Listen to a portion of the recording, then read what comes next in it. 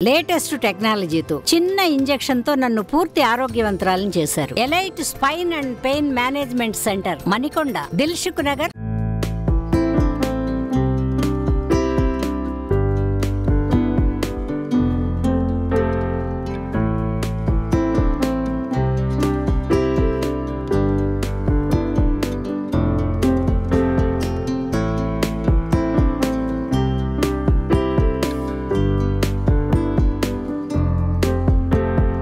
మానవ సేవే మాధవ సేవ అంటూ ఉంటారు. ఇలాంటి మానవ సేవ చేయాల్సిన వాళ్ళలో అతి తక్కువ మంది ఉంటూ ఉంటారు. అలాంటి వ్యక్తులు ఒక వ్యక్తి ఉన్నారండి. అతని పాలకొల్లుకు చెందిన మల్లుల సురేష్. తాను దాదాపుగా కూడా వృద్ధాశ్రమాలు అనేవి నిర్మించి వృద్ధులకు ఆయన అండగా ఉంటున్నారు. దాదాపు ఆయన ఇక్కడ మనం చూసుకుంటున్నాం. ఈ వృద్ధాశ్రమంలో ఇక్కడ భోజనాలు అనేవి ప్రిపేర్ చేసి ఇక్కడ పనిచేసే మనుషులతో దాదాపు వారి ఇంటికే క్యారేజీల ద్వారా అందిస్తూ నిత్య అన్నదానానికి కూడా ఆయన శ్రీకారం చుట్టారు. దాదాపు ఇదంతా కూడా ఒక 10 సంవత్సరాల నుంచి ఇదే విధంగా కొనసాగుతుంది. ప్రస్తుతం మల్లుల సురేష్ మనతో ఉన్నారు. ఆయన మాజీ జర్నలిస్ట్గా కూడా పనిచేశారు. సార్ నమస్తే. ముందుగా మీరు చేస్తున్న పనికి నిజంగా హ్యాట్స్ ఆఫ్ సార్.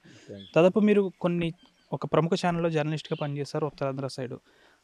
జర్నలిస్ట్గా పనిచేస్తూ కూడా చాలా సాటిస్ఫాక్షన్ ఉంటుంది. అది వదులుకొని మీరు ఇటువైపు రావడానికి గల కారణం ఏంటి?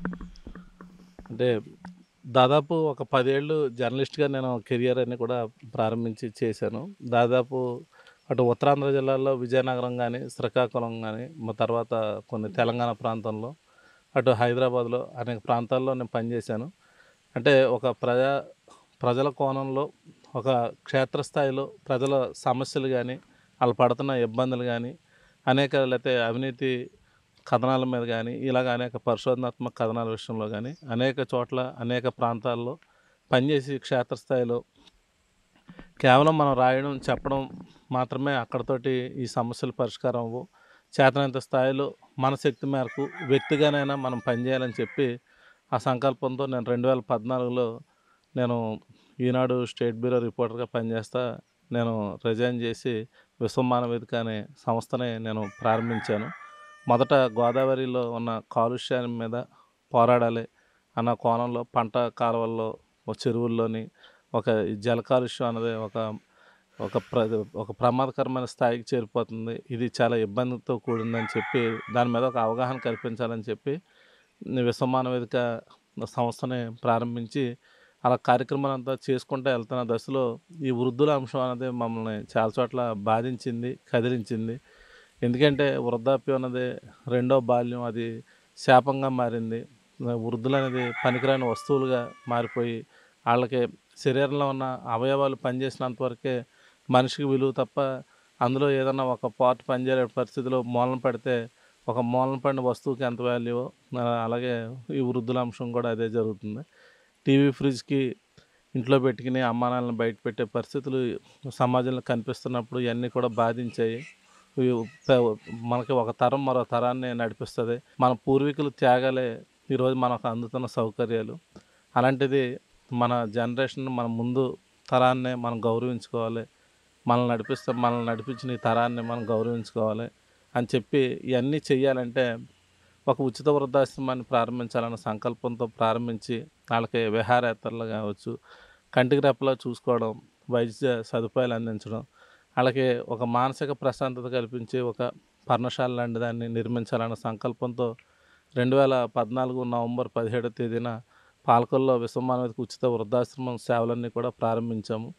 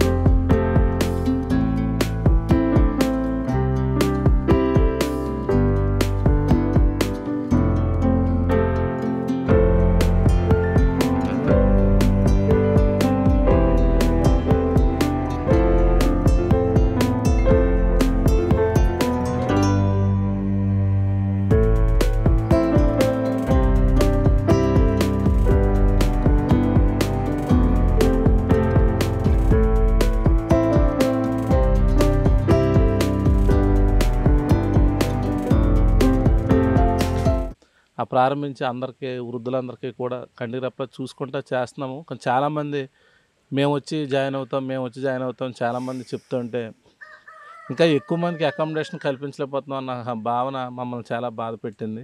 దీనికోసం ఒక సంవత్సరం పూర్తయిన సందర్భంగా వృద్ధాశ్రమం పెట్టి నిత్యాన్నదాన కార్యక్రమాన్ని 2015 నవంబర్ 17వ తేదీన పాలకొల్లు పట్టణ ప్రాంతంలో ప్రారంభించి ఈ పాలకొల్లు చుట్టుపక్కల ప్రాంతాల్లో ఎవరికైతే ఆకలితో అలమటిస్తారో, ఎవరైతే నిరాధారణకు గురైన వృద్ధులు ఉంటారో లేకపోతే వికలాంగులు ఉంటారో వారు మమ్మల్ని అడిగితే వారు నివసిస్తున్న ప్రదేశానికి భోజనం అందించే ఒక మహోన్నతమైన కార్యక్రమానికి మేము శ్రీకారం చుట్టాము. అది ఆనాటి నుంచి ఈనాటికి కూడా దాదాపు 3100 రోజులు పూర్తి అయింది. అది క్రమేపీ పాలకొల్లు పట్టణంలో ప్రారంభించిన ఆ సేవలు పోడూరు మండలం వేడంగిపాలెం, కుమ్మరపాలెం, కొమ్ముచిక్కాల, జున్నూరుపాలెం, పీపాలవరం గ్రామాలతో పాటు పాలకొల్లు మండలంలోని వడ్లవనపాలెం, పెచ్చెటిపాలెం గ్రామాలకి విస్తరించగలిగాము. ఈ సేవలన్నీ కూడా ఏదో ఎవరో మాకు సపోర్ట్ చేస్తే లేకపోతే ఎవరో ఏదో చేస్తే కాకుండా మేము సెల్ఫ్ సస్టైన్లో మా వరకు మేము ఎంత వరకు మా శక్తి మేరకు మేము చూడగలము. ఆ శక్తి మేరకు మాత్రమే మేము గ్రామాలు విస్తరించుకుంటా లేకపోతే వృద్ధులను చూసుకోవడానికి అంటే ఉచిత వృద్ధాశ్రమం లేకపోతే నిత్యాన్నదానం. కొంతమంది పెళ్లి రోజులను లేకపోతే పుట్టినరోజులను లేకపోతే జ్ఞాపకార్థాలను అప్పుడప్పుడు వచ్చి ఆశ్రమాల్లో భోజనాలు అన్నీ కూడా ఏర్పాటు చేస్తూ ఉంటారు. కొంతమంది వండి తీసుకొస్తూ ఉంటారు, ఇది చేస్తారు. కానీ ప్రతి నెల కూడా మొత్తం అన్ని రోజులు కూడా భోజనం పెట్టే పరిస్థితి ఉండదు. నిజంగా కరోనా టైంలో కూడా చాలా ఇబ్బందులు చాలా చోట్ల ఉదాహరణకి పెయిడ్ ఆశ్రమాలే చాలా చోట్ల మూసేశారు. అలాంటిది ఉచిత వృద్ధాశ్రమంతో మేము నిత్యాన్నదానం కూడా దాదాపు డైలీ 300 మందికి మేము భోజనం ఇచ్చేవాళ్ళం. అంటే ధాన్యం పండించడం కానీ, కూరగాయలు పండించడం కానీ, తర్వాత వంటలన్నీ కూడా మేమంతా కూడా గ్యాసు ఏ వినియోగం లేకుండా కట్టెల పొయ్యిల మీదే చేస్తా. పవర్ కూడా టోటల్గా సోలార్ పవర్ని వినియోగిస్తాం. అంటే ప్రకృతి వనరుల్ని ఒక సద్వినియోగం చేసుకోవడంతో పాటు సెల్ఫ్ సస్టైన్లో మేము దేశీయ ఆవులు ఇవన్నీ కూడా పెంచుతా అవన్నీ కూడా వాటి నుంచి వచ్చే గోమూత్రం కానీ తర్వాత ఆవు పేడ కానీ వీటితోటి ఎరువులు ఇంకా అనేక వస్తువులన్నీ కూడా చేస్తాం. ధూప్ స్టిక్స్ కానీ విభూది ఇలాగ ఘనజీవామృతం, ద్రవజీవామృతం ఇవన్నీ కూడా చేస్తా ఒక సెల్ఫ్ సస్టైన్లో తీసుకొస్తా. ఈరోజు మేము రోజుకి 220 మందికి ఇటు వృద్ధాశ్రమంలో కానీ నిత్యాన్నదానంలో భోజనం అందిస్తున్నామన్న మాకు అది పెద్ద బర్డెన్ లేకుండా అన్నీ కూడా మేము సమకూర్చుకుని చేస్తున్నాము. అదే సమయంలో గురజాడ అప్పారావు గారు మాట చెప్తారు, ఆధునిక మహిళ చరిత్రని పునర్లిఖిస్తుందని. ఆ మాట మాకు ఒక ఇన్స్పిరేషన్గా చాలామంది గ్రామీణ మహిళల్లో చాలా శక్తి సామర్థ్యాలు ఉంటాయి, వాటిని వెలికి తీసుకుని చేయాలి. మాకు ఇటు నిత్యాన్నదానం వృద్ధాశ్రమానికి సంబంధించి 3 వంట మనుషులు ఉన్నారు. ఎప్పుడైనా వాళ్ళు సెలవు పెట్టినప్పుడు కొంత మాకు ఈ భోజనం క్యారేజీలు పెట్టడం కానీ ఇవన్నీ కొంచెం ఇబ్బంది అవుతూ ఉంటుంది. అలాంటిది మాకు ఎలాగ పొయ్యిలు ఇవన్నీ ఉన్నాయి కాబట్టి ఇంకా కొంతమంది మహిళలకి ఒక ఎంప్లాయ్మెంట్ జనరేట్ చేయాలి. ఉమెన్ ఎంపవర్మెంట్ సంబంధించి గ్రామీణ మహిళలు వాళ్ళ దగ్గర ఏదైతే వంటల్లో ఒక రకమైన వాళ్ళకి ప్రావీణ్యం ఉంటుందో ఆ ప్రావీణ్యాన్ని ఉపయోగించుకుని దాదాపు ఒక 13 మంది మహిళలకి కూడా వంటలు చేసే అవకాశం కల్పించి వాటిని అమ్మేలాగా అంటే కర్రీ పాయింట్లు ఇవి కూడా పెట్టి రోజుకు ఒక 8,000 9,000 టర్న్ ఓవర్ కూడా మేము ప్రతిరోజు కూడా చేస్తున్నాము. అంటే మాకు వృద్ధాశ్రమానికి నిత్యాన్నదానికి వండడంతో పాటు ఇటు కర్రీ పాయింట్లకు కూడా ఈ భోజనం అన్నీ కూడా వెళ్తున్నాయి. అంటే మాకు ఒక జీరో మెయింటెనెన్స్లోకి తీసుకొచ్చి ఇంకా అనేక గ్రామాలని మేము అడాప్షన్ చేసుకుని ఇంకా దాన్ని మా శక్తి మేరకు ఇంకా వృద్ధుల్ని ఇంకా చూడాలి. ఇవన్నీ అంటే ఒకరిద్దరుకి మనం అంటే ఎంతమందిని మనం చూస్తున్నప్పుడు ఇంట్లో ఉన్న ఒకరిద్దరు తల్లిదండ్రులని ఒక తల్లిని ఒక తండ్రిని ఎందుకు మనం చూసుకోలేకపోతున్నాం ఒక మెసేజ్ని ఇవ్వాలంటే ఖచ్చితంగా మనం ఆచరించి చూపించి ఇదిగో వీళ్ళంతమందికి విశ్వమానవేదికలు భోజనం పంపిస్తున్నారు, లేకపోతే మా ఊరు గ్రామం క్యారేజీ పంపిస్తున్నారు, లేకపోతే ఇలా మా బంధువులు ఎవరు చూస్తున్నారు అన్న ఇదంతా కూడా ఒక ఇన్స్పిరేషన్గా పనిచేయాలి, ఇన్స్పిరేషన్ కలిగించాలి. అంటే చెగోరా మాట చెప్తాడు, మన భావాలు అమలు చేయాలంటే వాటిని ఆచరించి చూపాలని. ఆచరణలో మాత్రమే ఇవన్నీ సాధ్యమవుతాయి. అందుకే మేము ఆచరణలోనే ఇదంతా కూడా సైలెంట్ వర్క్ చేసుకుంటా దాదాపు 10 ఏళ్ళు పూర్తవుతుంది. ఇంక మా శక్తి మేరకు ఇంకా పెంచుకుంటానే వెళ్తున్నాం. ఇంకా అది రానున్న రోజుల్లో ఇంకా అనేక విభాగాలకు విస్తరించి ఇంకా అనేక కార్యక్రమాలు చేస్తా ఇటు ఉపాధి మార్గాలకు సంబంధించి మహిళలని కూడా భాగస్వామ్యం చేసి అనేక అవకాశాలు వాళ్ళకి కల్పించి ఇటు వృద్ధులకి ఒక పక్కన సేవ చేస్తానే మరో పక్కన ఈ మహిళలు ఒక రకమైన ఉపాధి పొందేలాగా ఇవన్నీ కూడా మన యాక్టివిటీలన్నీ కూడా ముందుకెళ్ళేలాగా మేము ఇవన్నీ కార్యక్రమాలు చేస్తున్నాం. వృద్ధాశ్రమం అంటే అక్కడ భోజనాలు పెడతారు, కానీ మీరు ఇక్కడ ఉండి ఒక మనిషి, ఇద్దరు మనుషులను పెట్టి వాటిని క్యారేజీలని తీసుకెళ్ళి ఇంటికి వెళ్ళి వారికి అందించి వస్తున్నారు. ఇది ఏ విధంగా సాధ్యమైంది అనుకోవచ్చు? అంటే చాలామంది కొంత సరే చివరి దశలోకి వచ్చినప్పటికీ ఏ ఆధారం లేక చాలామంది వృద్ధాశ్రమాల్లో తలదాచుకోవడానికి వస్తారు.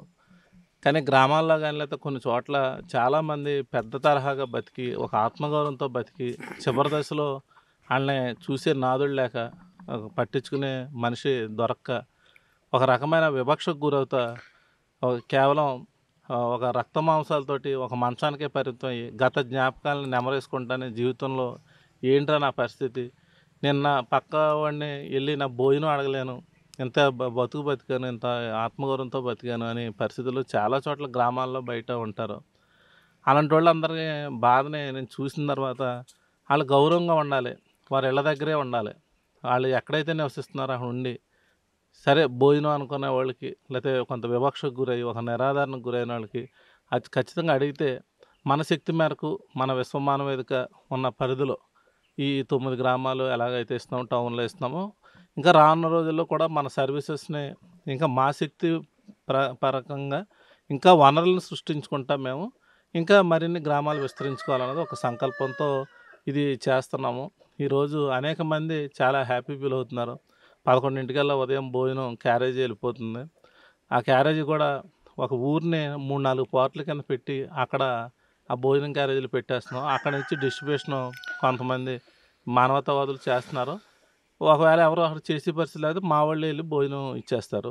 దానివల్ల ఏంటంటే వాళ్ళ గౌరవంగా వాళ్ళ దగ్గర ఉన్న క్యారేజీ తీసుకొచ్చి అక్కడ పెట్టి మళ్ళీ క్యారేజీ తీసుకెళ్తారు. అలాగా ఊరికో కోడ్డు మనిషికో కోడ్డు కింద క్యారేజీ మీద వేసేసి మనిషికి 2 క్యారేజీలు చొప్పున దాదాపు ఒక 200 క్యారేజీలు ప్రతిరోజు కూడా ఇలాగే తిరుగుతూ ఉంటాయి. ఆ విధంగా మనం ఇచ్చే భోజనం ఉదయం సాయంత్రం కూడా సరిపోతుంది అనమాట అన్ని రకాలుగా.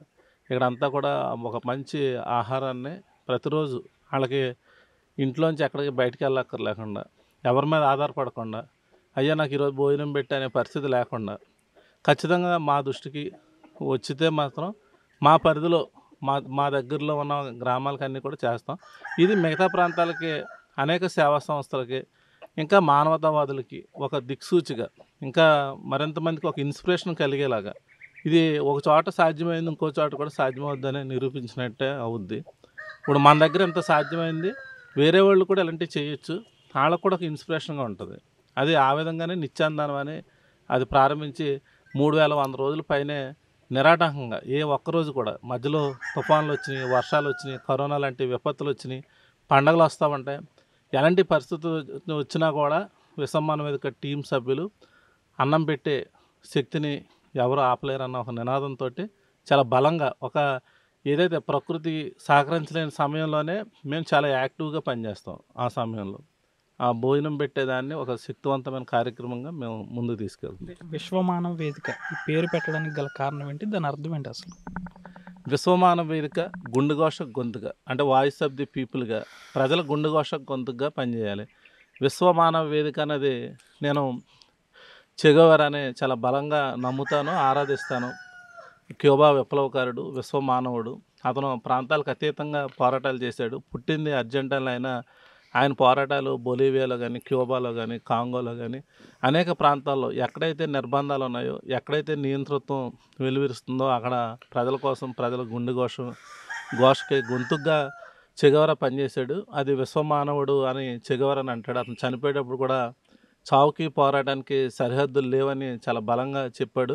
తను పుట్టిన అర్జెంటీనాలో కూడా అతను తన పౌరసత్వాన్ని వదులుకుని నేను ఏ దేశంతో నాకు సంబంధం లేదు, నేను ఇక విశ్వమానవుడిని, నాకు ఏ దేశంలో కూడా ఎక్కడా కూడా నేను ఆ దేశానికి సంబంధించిన వ్యక్తిని కాదు, నేను ఇక ప్రపంచ మానవుడిని, విశ్వమానవుడిని సగర్వంగా చాటుకున్నాడు. అతను అనేక దేశాల్లో పోరాటం చేశాడు. పక్కవాడి చెంప మీద దెబ్బ పడగానే స్పందించగలడమే నిజమైన మానవత్వం అని అతను చాలా బలంగా చెప్పేవాడు.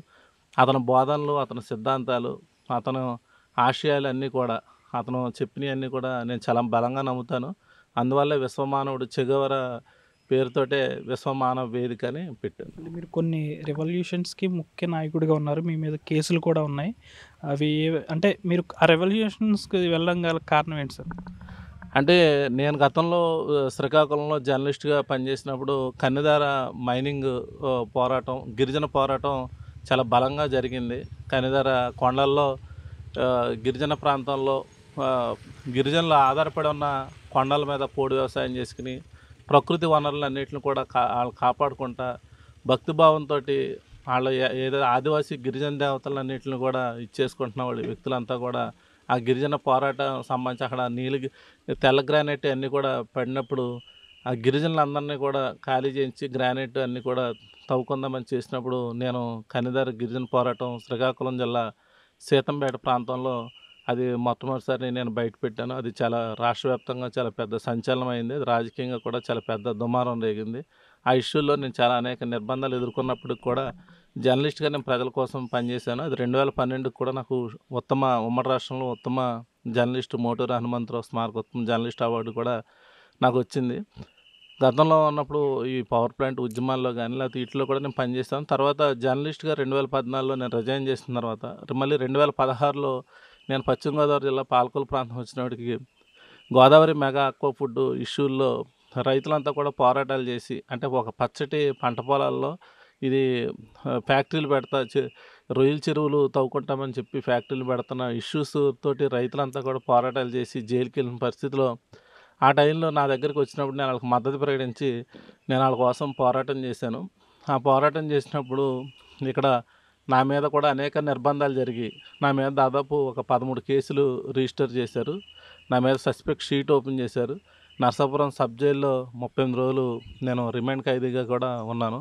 దాదాపు Narsapuram court, Palakollu court, Eluru court పరిధిలో 13 కేసులు నేను అట్రాసిటీ కేసులు కానీ లేకపోతే ఈ ఆక్వా ఫుడ్ వ్యతిరేకంగా కులాలను రెచ్చగొడుతున్నానని కానీ లేకపోతే ఇలాగ మహిళల్ని ఏదో ఇబ్బంది పెట్టామని లేకపోతే కులం పేరుతో ఏదో బీర్ సీసాలతో దాడి చేసామని ఇలాగ అనేక తప్పుడు కేసులు వరుసగా 3 నెలల వ్యవధిలో నా మీద 13 కేసులు రిజిస్టర్ చేసినప్పుడు నేను అన్నింటిని కూడా విజయవంతంగా కొన్ని న్యాయస్థానాల్లో సవాల్ చేసి 13 కేసులని కూడా నేను Narsapuram court, Palakollu court, Eluru court పరిధిలో తిరిగి అన్నిటిలో కూడా నేను నిర్దోషిగా నాతో పాటు నేను A1 కింద ఉండి నాతో పాటు 72 మంది రైతులు ఉన్నారు నా కేసుల్లో. వాళ్ళు కూడా నిర్దోషులుగా నిరూపితం అయ్యారు. అన్ని కేసులు కూడా కొట్టేశారు. నా మీద ఉన్న షీట్ కూడా తీసేశారు. పవన్ కళ్యాణ్కు మీకు ఉన్న సాన్నిహిత్యం ఏంటి? పవన్ కళ్యాణ్ గారికి నాకు ఇటువంటి సాన్నిహిత్యం అంటే ఒక ప్రజా పోరాటాలు తోటి మాత్రమే. ఎక్కడ కూడా ఆ పార్టీతో కానీ వీటితో కానీ నాకు ఏమీ సంబంధం లేదు. నేను ఒక పౌరుడిగా 2009లో కనిదార గిరిజన పోరాటం శ్రీకాకుళం జిల్లాలో నడుపుతున్నప్పుడు ఆయన అప్పుడు ప్రజారాజ్యం పార్టీ ఇష్యూల్లో వాటిలో తిరిగినప్పుడు ఇవన్నీ కూడా ఆయన నా గురించి అప్పుడు తెలుసుకుని కొంత ఎంక్వైరీ చేసుకునేవారు. తర్వాత మళ్ళీ 2009 తర్వాత 2014లో పవన్ కళ్యాణ్ గారు కానీ చిరంజీవి గారు కానీ వీళ్ళందరూ కూడా ప్రజారాజ్యం పార్టీ కోసం వాళ్ళు పనిచేస్తూ తిరుగుతున్నప్పుడు నేను అంటే ఒక జర్నలిస్ట్గా సామాజిక ఉద్యమాలన్నీ కూడా నడుపుతున్నా అని తెలిసి వాళ్ళిద్దరూ కూడా నన్ను పిలిచి చాలాసేపు మాట్లాడారు. అప్పుడు తర్వాత మళ్ళీ నేను 2016లో వీళ్ళ పశ్చిమ గోదావరి జిల్లా తుందూరు గోదావరి మెగా ఆక్వా ఫుడ్లో ఇలా కానీ లేదా గోదావరి పొల్యూషన్ మీద కానీ వీటి మీద జల కాలుష్యం మీద నేను పనిచేస్తున్నానన్న దశలో అన్నీ కూడా చూసినప్పుడు ఆయన కూడా నన్ను పిలిపించి హైదరాబాద్ పిలిపించి నాతో మాట్లాడి ఏం చేయాలి ఎలా చేయాలని అడిగారు. నేను రాజకీయ పార్టీలు ఏవి కూడా ఈ గోదావరి మెగా ఆక్వా ఫుడ్లో రైతులు ఘోషని రైతులు సంబంధించి బాధల్ని పట్టించుకోవట్లేదు. మీరు ప్రశ్నిస్తానని పార్టీ పెట్టారు కాబట్టి మీరు ప్రశ్నించాలని చెప్పి ఖచ్చితంగా ఆయన దృష్టికి నేను తీసుకెళ్ళాను. ఆయన కూడా వెంటనే స్పందించి అప్పుడు ప్రెస్ మీట్ పెట్టి హైదరాబాద్ లైవ్లో మేమిద్దరం కలిసి మాట్లాడాము. అంతే తప్ప రాజకీయంగా ఎటువంటి మా ఇద్దరికి కూడా సంబంధం లేదనమాట. అంటే ఇంత సేవ చేస్తున్నారు కదా, రాజకీయంలోకి వచ్చి కూడా సేవ ఏమైనా చేసే అవకాశం ఏమైనా ఉంటుందా? మీరు మల్లుల సురేష్ అనే వ్యక్తి పాలకొల్లు నియోజకవర్గానికి సంబంధించి ఆ రాజకీయాలతోటి ఎప్పుడూ లేదు, అది భవిష్యత్తులో కూడా ఉండబోదు. ఎందుకంటే అది ఒక వ్యక్తిగా మనం చేయాల్సిన ఇంకా కార్యక్రమాలు అనేక ఉంది. నేను ఒక జర్నలిజం కెరియర్గా ఎంచుకున్నప్పుడు ఆ జర్నలిజంలో నేను అత్యున్నత స్థాయికి నేను అనుకున్నట్టే నేను చేరాను. అదేవిధంగా నేను సేవాపరంగా నేను అనుకున్నాను. దాదాపు 10 ఏళ్ళు పూర్తయిపోతుంది. ఆ సేవల్లో మేము ఈరోజు 220 మందికి పెట్టడంతో పాటు ఉచిత ఫ్రీజర్లు దాదాపు ఒక 5 ఫ్రీజర్లు కూడా ఉచితంగా ఫ్రీజర్లు మేము ఏర్పాటు చేసి వాళ్ళ బంధువులు దూర ప్రాంతాల్లో ఉన్న బంధువులకి వారి కుటుంబ సభ్యులకి చివరి చూపు చూపే అవకాశాన్ని ఒక బాధ్యతగా భావిస్తా మేము ఫ్రేజర్లు ఇవన్నీ కూడా చేస్తున్నాము. అదేవిధంగా అనాథ మృతదేహాలకు కూడా అంత్యక్రియలు ఇవన్నీ కూడా చేస్తా, ఇటు సేవా కార్యక్రమాలు చేస్తానే మరో పక్క నా భార్య ఆమె డాక్టరు, ఎండిఎస్ డెంటిస్టు. ఆమె కూడా చిన్నపిల్లలకి ప్రతి గవర్నమెంట్ స్కూల్లో కూడా నెలలో 4 రోజులు వెళ్ళి ఉచితంగా వాళ్ళందరికీ కూడా వైద్య పరీక్షలన్నీ కూడా చేస్తా. దంత పరీక్షలన్నీ కూడా చేసి వాళ్ళకి టూత్ పేస్టులు, బ్రష్లు ఇవన్నీ ఇవ్వడంతో పాటు ఈ ఇతర సేవా సంస్థలతోటి వీళ్ళతో కూడా అనుసంధానం అయ్యి కంటి వైద్య శిబిరాలు, అదేవిధంగా మనం పాలకొల్లు ప్రభుత్వ ఆసుపత్రికి రక్తదానం కానీ ఇలాగ అనేక కార్యక్రమాలు చేస్తానే ఇటు ఉచిత వృద్ధాశ్రమాన్ని, నిత్యాన్నదానాన్ని, ఇటు సెల్ఫ్ ఎంప్లాయ్మెంట్ సంబంధించి ఉమెన్ ఎంపవర్మెంట్ కోసం మనం పనిచేస్తున్నాం. ఇదంతా ఎందుకంటే ఇది ఒక రంగాన్ని నేను బలంగా ఎంచుకున్నాను. ఇది సేవా రంగం. నేను ఈ రంగంలోనే ముందుకెళ్ళి ఇంకా మరింత మందికి ఒక కన్నీరు తోడడానికి కానీ, వారి వేదనని మనం అంతా కూడా ఆపి వారికి అండగా నిలబడాలని ఆ సంకల్పంతో వెళ్తున్నాం. రాజకీయ రంగం అదే కొంతమంది చాలా ఇష్టంతో ఎంచుకుంటారు. ఆ రంగంలో వాళ్ళు అత్యున్నత స్థాయికి వెళ్ళాలని ఏ పార్టీలో ఉన్నా కూడా మనం బలంగా కోరుకుంటాం. ఎందుకంటే ఆ రంగంలో ఉన్నవాళ్ళు కొంత రాజకీయానికి సంబంధించిన ఐడియాలజీతో వాళ్ళు పనిచేస్తారు కాబట్టి ఆ ఐడియాలజీతో వాళ్ళు వెళ్ళాలి. మన ఐడియాలజీ అన్నది ఈ సేవాపరంగా అన్నదాన్ని ఫిక్స్ అయిపోయాం కాబట్టి మనం ఈ ఐడియాలజీలో వెళ్తున్నాం. దీనికి అన్నది మనకి ఎటువంటి సెట్ అవ్వదన్నమాట. అంటే మీ దగ్గర ఉన్న కొంతమంది వృద్ధుల్లో వాళ్ళకి ఇంకా పిల్లలు ఉన్నారు, అయినా సరే మీ ఇక్కడికి రావాల్సిన పరిస్థితి. అలాంటి వాళ్ళ కోసం మీరు ఏం మెసేజ్ ఇస్తారు సార్? అంటే పిల్లల దగ్గరికి వచ్చినాడికి నా అబ్జర్వేషన్ ఈ 10 ఏళ్ళలో నేను చూసింది ఏంటంటే, ఎక్కువ మంది పిల్లలు ఉన్నవాళ్ళు, లేకపోతే ఏదో ఒకరిద్దరు ఉన్నప్పుడు పిల్లలతోటి ఏదైనా ఒక పిల్లోడు లేకపోతే ఒకరు ఉన్నప్పుడు మాత్రం అక్కడ కొంత వేరియేషన్ నాకు కనిపిస్తుంది. ఎక్కువ మంది పిల్లలు ఉంటేనే వాళ్ళు వంతులు వేసుకుంటున్నారు ఎక్కువ మంది, చాలామంది. ఇప్పుడు చిన్న ఫ్యామిలీ అయితే మాత్రం పెద్ద ఇబ్బంది ఉండట్లేదు. ఎవరొకరు చూసుకుంటారు, ఏదో చేసుకుంటారు. ఎక్కువ మంది పిల్లలు ఉన్నప్పుడు ఇదిగో మీ అమ్మ నీ దగ్గర ఉండాలి, నాన్న నీ దగ్గర ఉండాలని వంతులు వేసుకున్నప్పుడు వీళ్ళు మానసికంగా చితికిపోతున్నారు. తర్వాత మెయిన్ ఎక్కువగా ఆ ప్రాబ్లంతో ఎక్కువ మంది మనం అనవసరంగా వాళ్ళకి భారం అవుతున్నాం. ఏదో ఒకరి దగ్గర ఉన్నప్పుడు వాళ్ళు ఏదో బర్డెన్గా ఫీల్ అవుతా చాలా ఇబ్బంది పడుతూ ఉన్నదాన్ని వీళ్ళు అర్థం చేసుకుని వాళ్ళు ఏమి అనకపోయినా కూడా భవిష్యత్తులో మనకి ఈ అవమానాలు తప్పవు అనే కోణంలోనే ఎక్కువ మంది ఆశ్రమాలకు వచ్చే పరిస్థితి కనిపిస్తుంది. సార్, చివరిగా మీ సేవలను ఇంకా ముందు ఎలా విస్తరించాలనుకుంటున్నారు? అంటే ముందు అంటే ఇటు గ్రామీణ మహిళల్లో చాలా శక్తి సామర్థ్యాలు ఉన్నాయి. వాటిని వెలికితీసి వారికి ఉపాధి కార్యక్రమాలు అన్నీ కూడా, అంటే దగ్గరలో మనం ఏ ప్రాంతంలో ఉన్నా ఆ ప్రాంతంలో ఉన్న ప్రకృతి వనరులని మనం కరెక్ట్గా యూటిలైజ్ చేసుకుని దాన్ని గ్రామీణ మహిళలకు ఒక ఉపాధి మార్గంగా దాన్ని ఎంచుకుని దాన్ని ఒక ఎంప్లాయ్మెంట్ స్కీమ్లో దాన్ని తయారు చేసి దాని నుంచి వాళ్ళని కూడా ఈ సేవల్లో భాగస్వామ్యం చేసి సేవా కార్యక్రమాల్లో ఇంకా అనేక మందికి, ఇంకా అనేక గ్రామాల్లో ఇలాంటి వృద్ధులకు సంబంధించి అవ్వచ్చు, సేవలు అవ్వచ్చు, లేకపోతే నిత్యాన్నదాన సేవలు అవ్వచ్చు, ఇంకా ఎటువంటి సేవా కార్యక్రమాలు చేయాలన్నా దాన్ని ముఖ్యంగా ప్రాధాన్యంగా ఈ గ్రామీణ మహిళలకు ఉపాధి కల్పనతోటే మనం ఇవన్నీ ఎక్కువ మందికి చేయొచ్చు, ఎవరి మీద ఆధారపడకుండా కూడా చేయొచ్చు. నా పేరు థోమస్. నేను ఎప్పటి నుంచో కేరళ నుంచి ఆంధ్రప్రదేశ్ వచ్చాను టీచింగ్ కోసం. అంటే 1990 నుంచి అప్పుడు తెలంగాణ సపరేట్ స్టేట్ లేదు, ఆంధ్ర కంబైన్డ్ స్టేట్. కరీంనగర్ జగిత్యాలలో స్టార్ట్ చేసి తర్వాత కృష్ణా జిల్లా ముదినేపల్లి, తర్వాత east Godavari, Tatipaka.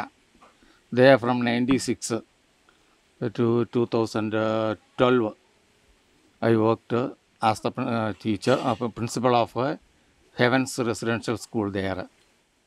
Then later in the same అదే క్యాంపస్లో శ్రీ చైతన్య వాళ్ళ క్యాంపస్ తీసుకున్న లీజుకి నేను అక్కడ కంటిన్యూ అయింది. తర్వాత ఒక 3 years in the present Telangana Kodad till last year. అప్పుడు రిటైర్మెంట్ తీసుకున్నాం అనుకొని ఏదో ఒక మంచి చోట కావాలని అనుకున్నప్పుడు సురేష్ గారి గుర్తు వచ్చింది. ఎందుకంటే ఒకప్పుడు ఒక 7-8 years ముందు నాకు కొంచెం హెల్త్ ప్రాబ్లం వచ్చినప్పుడు సురేష్ దగ్గర నేను ఉన్నాను. ఒక 5-6 months. నాకు ఆ ట్రీట్మెంట్ చాలా నచ్చింది. అందుకే రిటైర్మెంట్ గురించి ఆలోచించినప్పుడు సురేష్ రావు గుర్తు వచ్చింది. అంటే రిటైర్మెంట్ తర్వాత కేరళ వెళ్ళాలని కేరళ ఒకసారి వెళ్ళి ఒక 1 month అక్కడ ఉన్నాను నేను ఇంట్లో. కానీ నాకు అందువల్ల డ్యూ టు మై ప్రాబ్లమ్స్ నేను అక్కడ ఉండాలని అనిపించలేదు.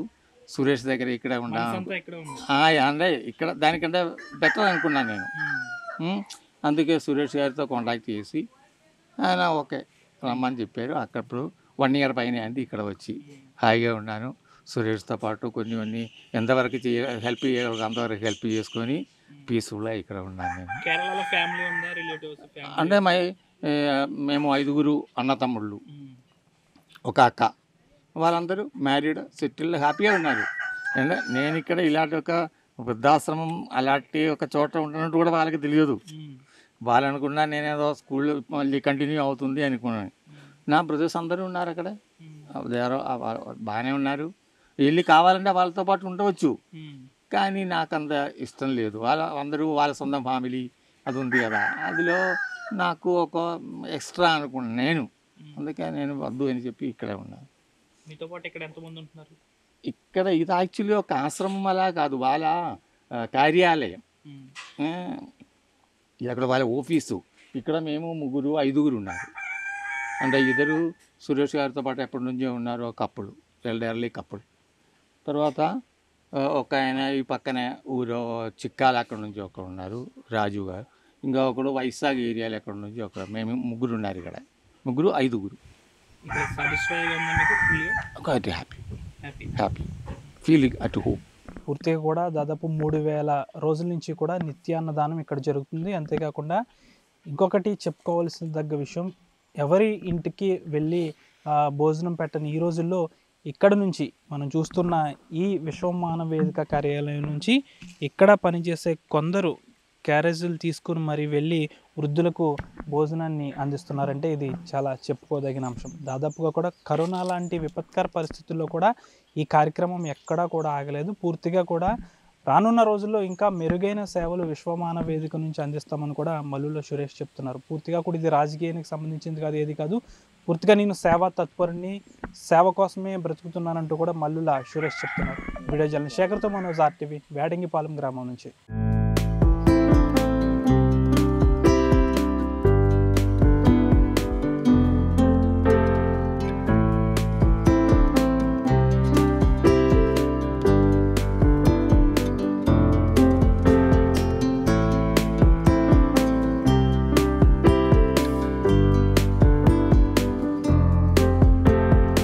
మరిన్ని వీడియోస్ కోసం ఛానల్ ని సబ్స్క్రైబ్ చేయండి. లేటెస్ట్ అప్డేట్స్ కోసం వాట్సాప్ ఛానల్ ని ఫాలో చేయండి. అండ్ లింక్ డిస్క్రిప్షన్ లో ఉంది.